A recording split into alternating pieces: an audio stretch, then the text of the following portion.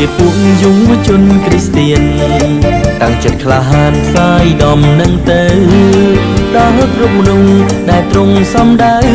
ឲ្យគេស្គាល់ផ្លូវព្រះអង្គសង្គ្រោះគ្រប់នោះមានបាបដែលគេបោះបង់ព្រះតីព្រះអង្គចង់ឲ្យគេរួចបានស្គាល់ព្រះយេស៊ូវសង្គ្រោះជាព្រះប្រលួជួជនប្រុងស្រី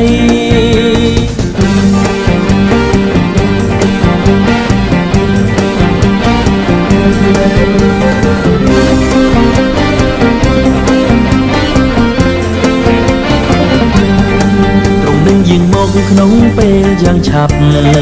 ត្រូវទោសដល់ស្លាប់អ្នកតាមអរិយចូលចេញទៅ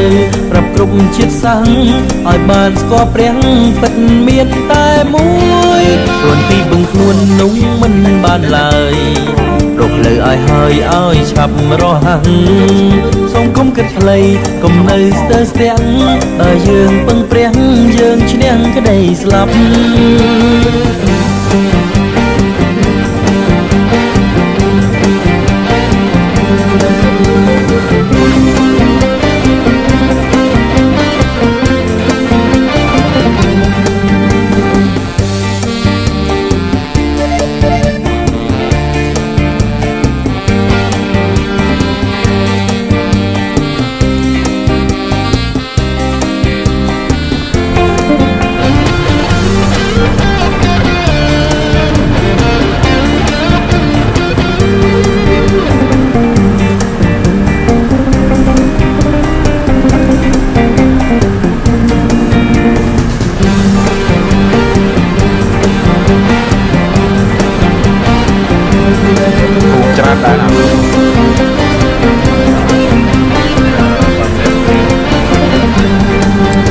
យាងមកក្នុងពេលយ៉ាងឆាប់ត្រូវទោសដល់ស្លាប់អ្នកតាមអរិយចូលចេញទៅ